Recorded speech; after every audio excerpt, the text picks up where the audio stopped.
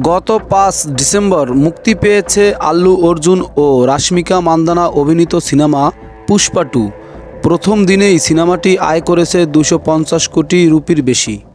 যদিও মুক্তির দিনে কয়েকটি ওয়েবসাইটে সিনেমাটির পাইরেসি ছড়িয়ে যেতে দেখা গেছে। মূলত এরপরই সিনেমাটির আয় নিয়ে প্রশ্ন উঠেছে। তবে বক্স অফিসে দেখা গেল ভিন্ন চিত্র। মুক্তির মাত্র ৪ দিনে ভারতীয় বক্স অফিসে ৫০০ কোটি রুপির বেশি গণ্ডি ছাড়িয়ে গেছে পুষ্পা 2। বলিউড মুভি রিভিউজ.com বলেছে, মুক্তির দিন থেকে ৮ ডিসেম্বর পর্যন্ত এই সিনেমাটির আয় দাঁড়িয়েছে ৫৮৫ কোটি রুপি, যেখানে বিশ্বব্যাপী পুষ্পা 2-র আয় এখন পর্যন্ত ৭৫০ কোটি রুপি। এছাড়াও একই দিনে দুটি ভাষায় ৫০ কোটি রুপির বেশি আয় করা প্রথম চলচ্চিত্র হয়ে উঠছে পুষ্পা 2।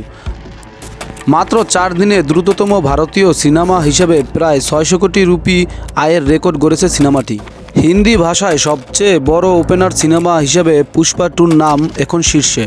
মুক্তির প্রথম দিন ৬৫ কোটি ৫ লাখ রুপি আয় করে এতদিন এগিয়ে ছিল শাহরুখ খান অভিনীত সিনেমা জওয়ান। পুষ্পা 2-র হিন্দি সংস্করণে আয় ৬৭ কোটি রুপি।